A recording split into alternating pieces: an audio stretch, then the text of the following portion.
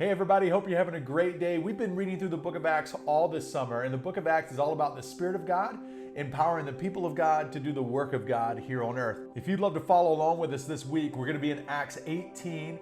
In verse 23, we start off, and then we're going to read all the way through Acts 21 and stop around verse 16. That is going to be Paul's third missionary journey that we're going to talk about this Sunday at Element Church. And I want to point out just one little thing here in Acts 19 in verse 8 through 10. Why don't we read that together? It says, he's talking about Paul, and he entered the synagogues and for 3 months spoke boldly, reasoning and persuading them about the kingdom of God. But when some became stubborn and continued in unbelief, speaking evil of the way before the congregation, he withdrew from them and took the disciples with him, reasoning daily in the hall of Tyrannus. This continued for 2 years, so that all the residents of Asia heard the word of the Lord, both Jews and Greeks. So here we see Paul in the synagogues, and he is staying there for probably one of his longest stints, is about 3 months. But unfortunately, there are people in the synagogue that are stubborn. Regardless of what Paul says about the kingdom of God and the glory of God, regardless of what he says about salvation in Jesus, they don't want to hear it. And the people in the synagogue, they choose unbelief. Isn't that so sad? They choose unbelief, and then in return, they speak evil about the gospel that Paul is preaching. And Paul does something very unique.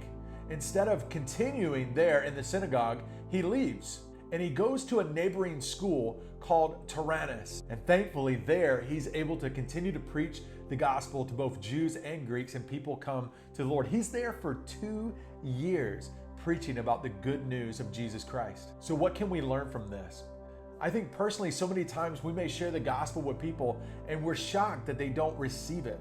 And some of us get discouraged because the message that has given us life is being rejected by those who need it the most. And in some instances, we are tempted to just continue to beat the message into people's lives. But I think we can really learn a lesson from what Paul did. Paul recognized that the people were choosing unbelief, that they were willfully rejecting and speaking evil about the way.